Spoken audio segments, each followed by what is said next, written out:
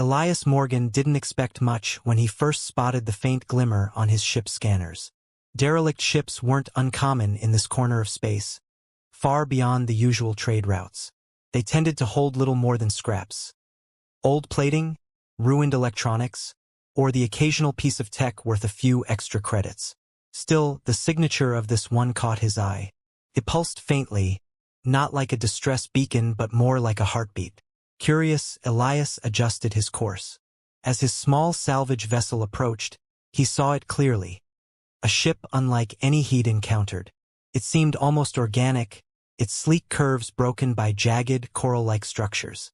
He muttered to himself, "What the hell are you supposed to be?" He activated the comms and sent out a standard hail. No response. No energy readings except for that peculiar pulse.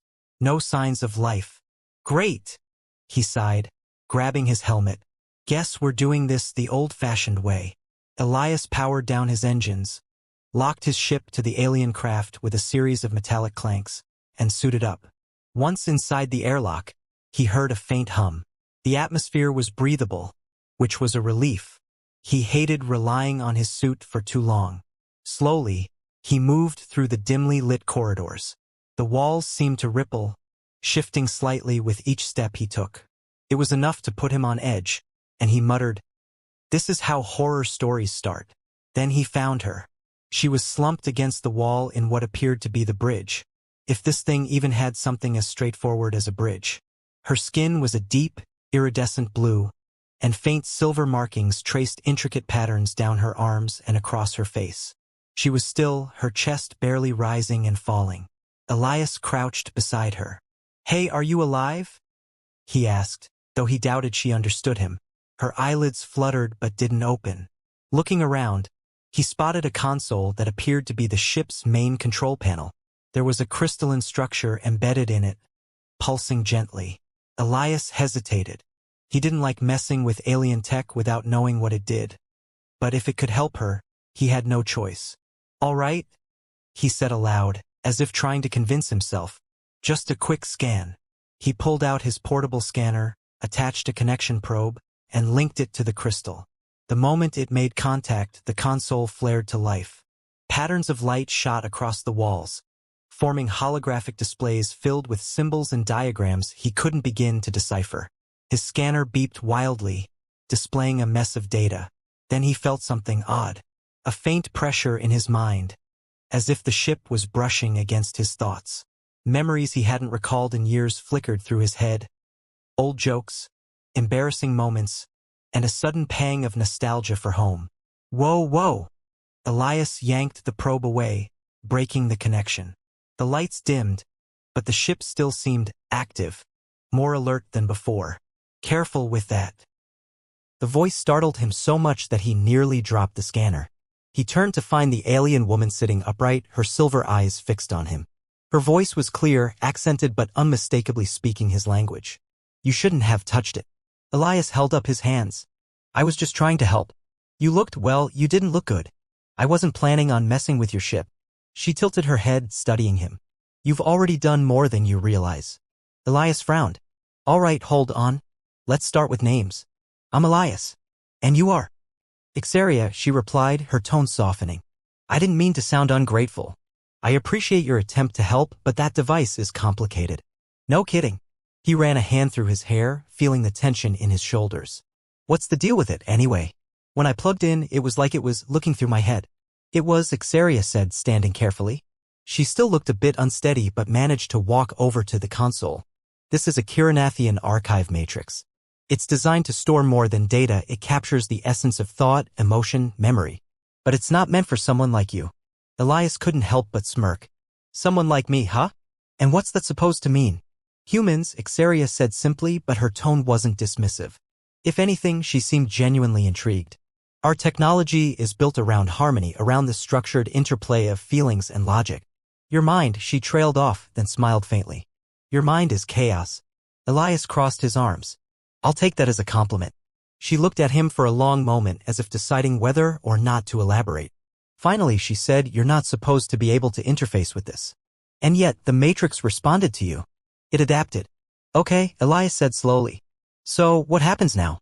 Is this thing stuck in my head forever? Ixaria shook her head. No, it hasn't bonded to you fully.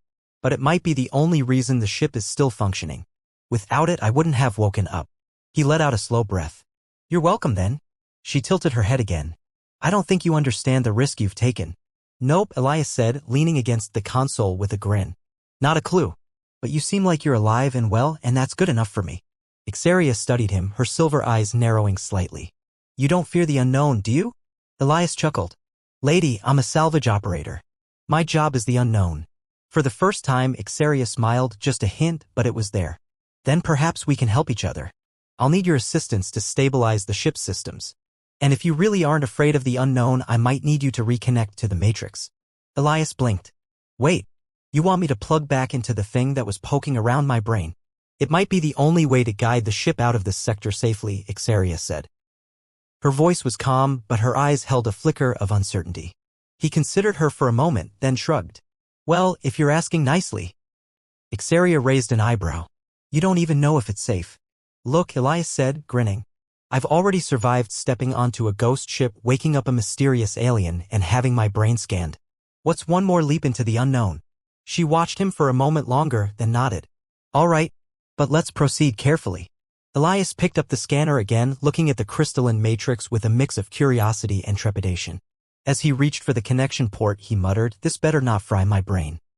Ixaria placed a hand on his arm, her touch surprisingly gentle. I'll be here to monitor it. Thanks, Elias said, glancing at her. That's comforting.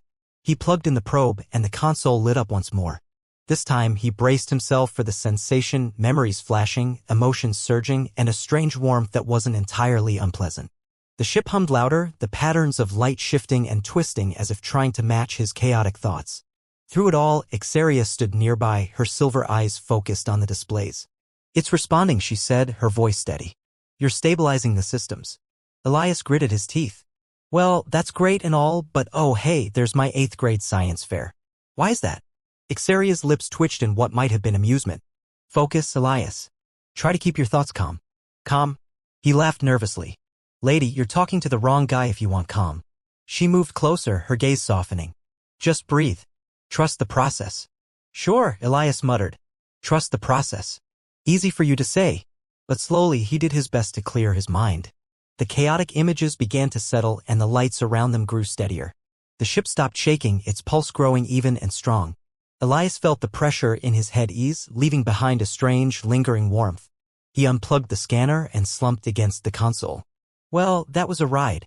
Ixaria nodded, her silvery markings glowing faintly. You did well. Thanks, Elias said. So, what now? We find a way to fully stabilize the Matrix, Ixaria replied. And perhaps we figure out why it connected to you in the first place.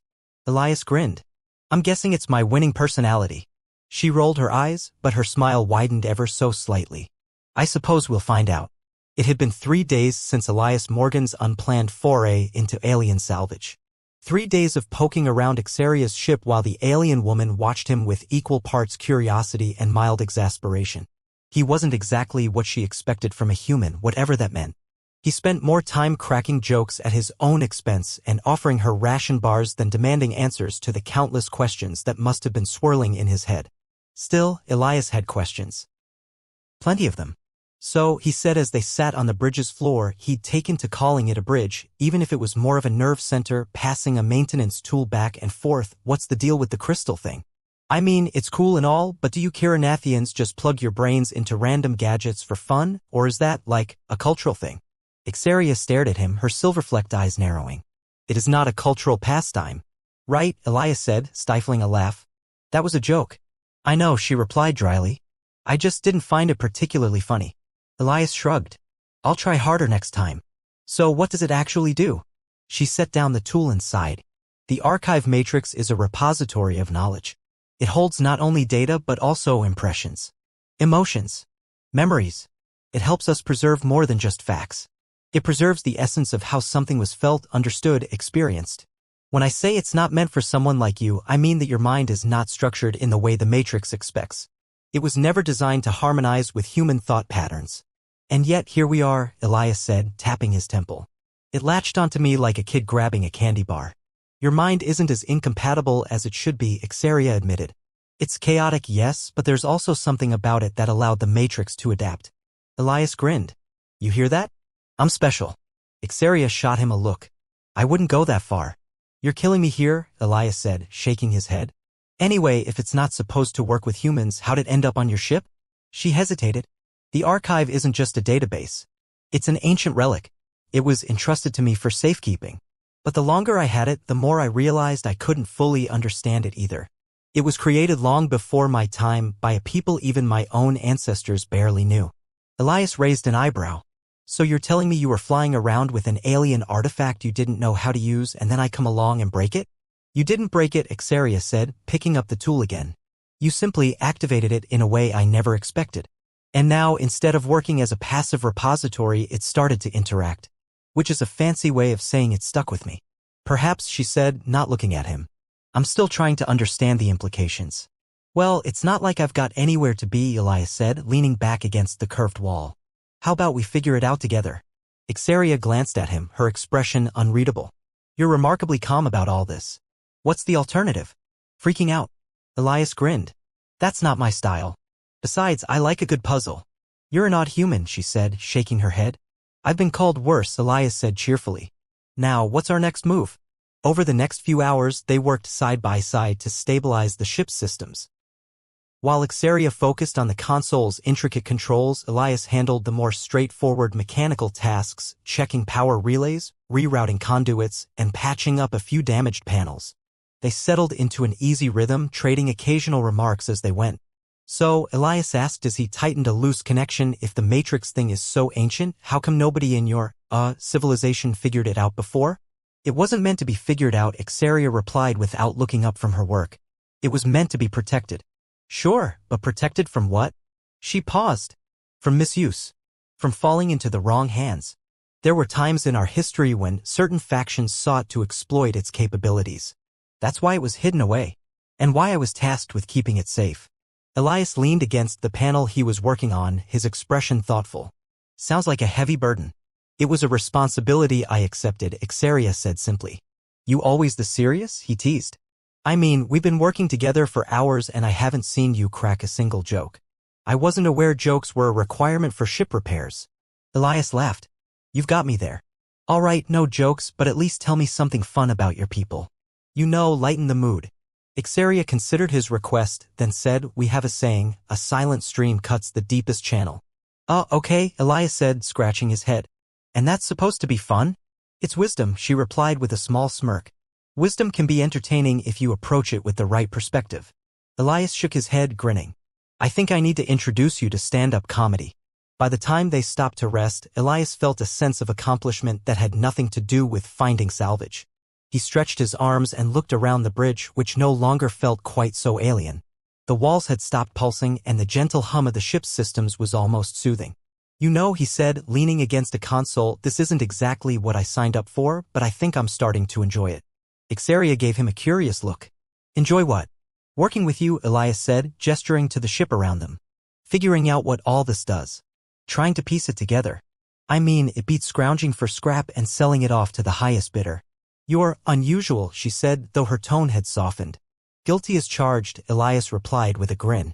But hey, you're the one who decided to wake up and start talking to me. So maybe you're not so different. Ixeria didn't answer right away. Instead, she watched him for a moment, then said, you adapt quickly. Like I said, Elias replied, it's either adapt or freak out. And I'm not much of a freak out kind of guy. Her lips quirked into the faintest hint of a smile. Perhaps there's more to you than chaos. I like to think so, Elias said, holding her gaze. So, what's next? Next, Ixeria said. We continue working. There's still much to repair, and we haven't yet fully stabilized the archive matrix. The ship is functioning, but it's not at full capacity. And if we're going to find out why the matrix connected to you, we'll need time. Elias nodded. Time I've got. As long as you're okay with me tagging along, I'm in. She hesitated, then nodded once. Very well. But remember, this is not a casual endeavor.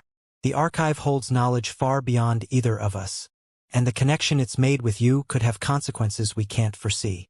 Yeah, I got it, Elias said with a wave of his hand. But if you ever need a laugh, just let me know. Ixaria gave him another one of her not-quite smiles. I'll keep that in mind. They resumed their work, but the atmosphere on the bridge had shifted. The tension of their first meeting had softened into something more collaborative, even companionable. Elias couldn't say for sure where this journey would lead, but for now, he was content to figure it out as they went. Elias leaned back against the smooth, slightly luminescent wall of the ship's control chamber, his hands wrapped around a warm cup of something Ixaria had brewed from her dwindling supply of Kiranathian herbs. The taste was strange, floral, slightly spicy, and entirely unlike anything he'd ever had before. But he wasn't about to admit that to her, not after she'd gone to the trouble of explaining how each herb was cultivated, harvested, and blended into a harmonic infusion designed to soothe a restless mind. He took another sip, then looked at her. She was seated on the other side of the chamber, her long, graceful fingers adjusting a complex array of delicate, shimmering panels. Her silver-flecked skin glowed faintly in the low light, her expression calm and focused. For the past several days, they had been working together to coax the ship's systems back to full functionality. The archive matrix was still linked to Elias in a way neither of them fully understood, and while Ixaria insisted it wasn't dangerous, she also couldn't promise it would remain stable. So, Elias said, breaking the comfortable silence, are you ever going to tell me what all this is really about? Ixaria didn't look up from her work. I believe I've already explained. The Matrix is an ancient repository of knowledge, entrusted to me for safekeeping. You activated it. Now we must ensure it remains stable. Yeah, Elias said, setting his cup aside. I got all that. But why you? I mean, you're not exactly the usual tough-as-nails, hardened guardian type. Not that I'm complaining, he added quickly, raising his hands defensively. You're great. I'm just curious. She glanced at him, her silver eyes narrowing slightly. Why do you assume I'm not capable? Hey, I didn't say that, Elias said, shaking his head. I just mean. Look, you're obviously brilliant, but I wouldn't have pegged you as someone who spends their days fighting off artifact-hunting bounty hunters or dodging the kind of trouble a relic like this must attract. I was chosen because of my affinity for the Matrix's harmonics, Ixaria said calmly. I trained for years to understand its intricacies, to communicate with it in ways most cannot. I may not look like a warrior to you, but I am no stranger to challenges. Elias nodded slowly. Fair enough. Still, seems like a lot to put on one person. Why not have a whole team of you working together? Ixaria tilted her head slightly. That would defeat the purpose. The fewer people involved, the less risk of the Matrix being misused. Besides, my people trust me. Guess that makes sense, Elias said, though his tone suggested he wasn't entirely convinced. He reached for the cup again, then paused. Wait, have you ever actually had to fight anyone off for this thing? I've encountered complications, Ixaria admitted after a moment's hesitation. But I've always managed to resolve them without resorting to violence. That's impressive, Elias said. I mean, if it were me, I'd probably just. You would make a joke, she interrupted, her lips curving into the faintest hint of a smile, or attempt to distract them with humor. Elias grinned. Hey, it works more often than you'd think. But seriously, you must have been under a lot of pressure. Carrying something this important, keeping it safe, making sure it doesn't fall into the wrong hands. Sounds lonely. Ixaria's expression flickered, just for a moment, before she turned back to her panels. It was necessary. Necessary doesn't mean it wasn't lonely, Elias said, his voice softer. Look, I'm not trying to pry, but, he hesitated, then shrugged. I guess I just get it. Being out here on your own, trying to do the right thing, not always sure if you're. Guy, I used to be, well, let's just say I had responsibilities I wasn't ready for. Made some mistakes. Cost me a lot. He looked down at his hands, as if the answers to unspoken questions were written there. After a while, you learn to cope. Find ways to keep yourself moving. Sometimes that means joking around so you don't think about the serious stuff. Ixaria studied him for a long moment, then said, And does it help? Sometimes, Elias admitted, smiling faintly. Other times, not so much. For a while, neither of them spoke. The ship's soft hum filled the silence, a comforting backdrop to their thoughts. Then Ixaria stood, her movements graceful and deliberate, and walked over to where Elias was seated. She knelt down beside him, close enough that he could see the faint glow of her silver markings up close. "I don't know what happened to you," she said softly, "but I can tell you carry it with you. You don't have to tell me everything. But you don't have to face it alone either." Elias looked up at her, startled by the openness in her expression. Thanks, Ixaria." She nodded once, a subtle acknowledgement, and stood again. "Now let's focus on stabilizing the matrix. The ship needs our attention." "Right," Elias said, standing as well. "Back to work." As the hours passed, they worked together in seamless coordination. Elias handled the mechanical components, using his salvaging expertise to make quick fixes and reroute failing circuits. Ixaria focused on the matrix itself, her fingers moving over the crystalline structure like a conductor guiding an orchestra. She spoke softly to the device, her voice a gentle melody that seemed to resonate with the ship's systems. Elias couldn't help but watch her sometimes, admiring the way she moved, the way her expressions shifted when she concentrated. He'd never met anyone like her, not just because she was alien, but because she was so composed, so purposeful. And yet, there was a warmth to her, a quiet understanding that made him feel at ease in her presence. "Hey," he said after a while, "you ever think about what'll happen once we fix all this?" She glanced at him, her silver eyes curious. "What do you mean?" "I mean, once the ship's running smoothly and the matrix is stable, what then? Do you just go back to whatever it was you were doing before I showed up?" Ixaria considered the question, her hands stilling on the matrix for a moment. "I don't know. Things are different now. The connection between you and the archive isn't something I can undo easily. Even if I could, I'm not sure it would be right." "Not sure it'd be right, huh?" Elias said, smiling. "Sounds like I've grown on you." "Don't let it go to your head," Ixaria said, but there was a softness in her tone. Elias laughed. "Too late. But seriously, I don't mind sticking around. Could be nice having someone to work with for a change." Ixaria gave him a long, searching look, then nodded. "We'll see what happens. For now, let's finish what we started." "Sounds good to me," Elias said. "Besides, I'm starting to enjoy your company." For the first time, Ixaria's smile reached her eyes. "I'll admit you're tolerable." Elias chuckled. "Coming from you, I'll take that as a compliment." As they turned back to their work, the air between them felt lighter. They still had plenty to figure out, what the Matrix's connection meant, what the ship's true purpose was, and where this unexpected partnership would lead. But for now, they had each other, and that was enough. Ixaria and Elias worked tirelessly to bring the archive matrix into a stable alignment.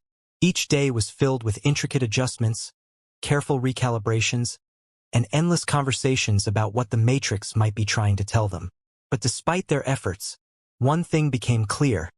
The archive wasn't just storing data. It was actively learning, reshaping itself around Elias's chaotic human thought patterns. And as it did, it began to project faint, shimmering images across the ship's control room. Fragments of memories and feelings brought to life.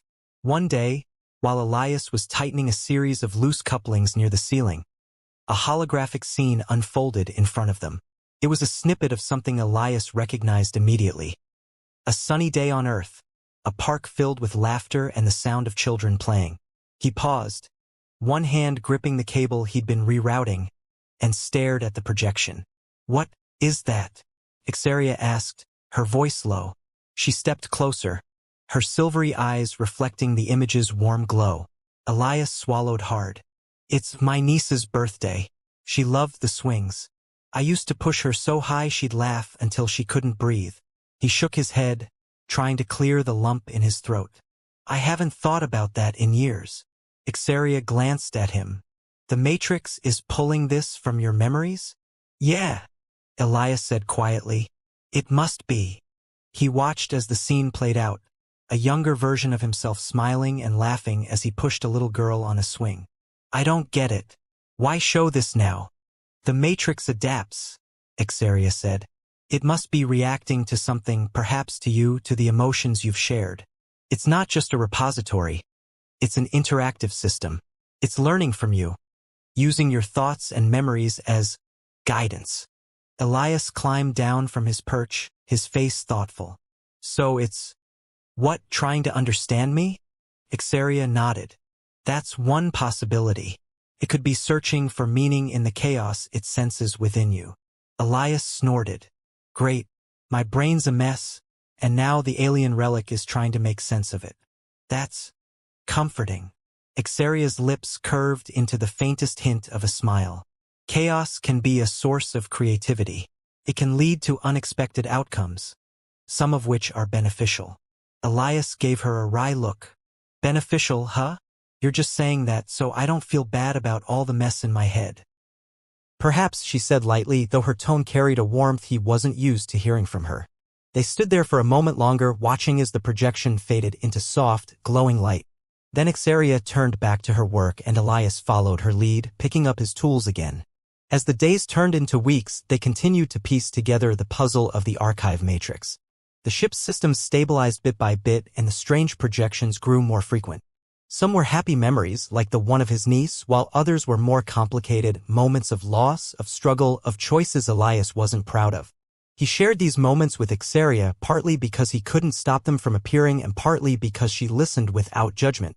In return, Ixaria began to share pieces of her own life, though she did so cautiously. You know, Elias said one evening after a long session of recalibrating the ship's power grid, for someone who's spent so much time around this ancient tech, you sure keep a lot to yourself. Ixaria glanced at him, her silver eyes thoughtful. Not everything needs to be shared. True, Elias said, leaning against a console. But we've been working together for a while now.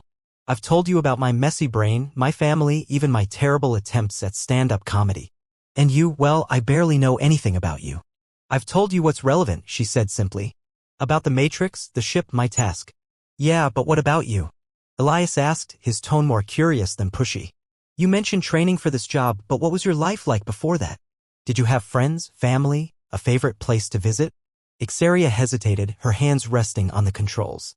I lived in a city of light, she said at last. Our structures were woven from the bioluminescent threads of the Shulkiri plant. At night, the entire city glowed with shifting patterns of color. It was peaceful. Elias smiled. Sounds beautiful. Did you ever go back there? No, she said, her voice tinged with something Elias couldn't quite place. Once I accepted the responsibility of safeguarding the Matrix, I couldn't return. The mission required complete dedication. That sounds lonely, Elias said softly. Ixaria looked at him, her expression unreadable. Loneliness is a price we sometimes pay to protect what matters. Elias frowned, leaning forward slightly. But is it really worth it if you cut yourself off from everything else? Ixaria didn't answer immediately. Instead, she turned back to the console, her movements precise and deliberate. The choices we make define who we are, she said at last. Sometimes we must prioritize the greater purpose over personal connections. Elias folded his arms, studying her. Maybe. But maybe we're stronger when we don't have to do it all alone. Ixaria glanced at him, her silver eyes flickering with an emotion he couldn't name. Then, without another word, she returned to her work. It was a few nights later that the Matrix began projecting not just memories, but something new. Elias and Ixaria were running another diagnostic when the control room filled with a soft, swirling light. The images were abstract at first, shifting colors and shapes that seemed to move in time with the hum of the ship's systems. But then they started to take form. A landscape appeared, rolling hills covered in vibrant, alien flowers. The sky above was a deep violet with 3 suns casting overlapping shadows. Elias blinked, realizing it wasn't one of his memories. Ixaria? This one's not mine. She turned to look at the projection, her eyes widening slightly. That's my home. Elias stared at the image. You mean where you grew up? Yes, Ixaria said softly. I haven't seen it in years. The projection shifted, showing a tall, glowing tower rising above the hills. Elias could see tiny figures moving along its pathways, their forms outlined in light. It was breathtaking. I didn't think I'd ever see it again, Ixaria said, her voice almost a whisper. Elias glanced at her, then back at the image. The Matrix must have pulled it from you. I guess it's not just digging through my head anymore. She nodded slowly. It's adapting again. Incorporating new inputs. Elias smiled. I guess that means it's learning from both of us now. They stood there for a long moment, watching the projection shift and flow. The colors danced across their faces, casting them in hues of violet and gold. For the first time, Elias saw something in Xeria's expression that looked like peace. Finally, she turned to him. Thank you. Elias raised an eyebrow. For what? For reminding me that not all memories have to be buried, she said. And that perhaps there's more to this journey than the task I was given. Elias grinned. Glad I could help. Now let's see if we can keep this thing stable long enough to figure out what it's really trying to show us. Together, they returned to the controls, their movements synchronized as they worked side by side. The room still glowed with the projection of Xeria's home, a silent reminder that even amidst the unknown, there was beauty to be found. And in that quiet moment, Elias couldn't help but think that they weren't just fixing a ship or stabilizing an ancient artifact. They were building something new, something neither of them had expected, but something both of them now shared.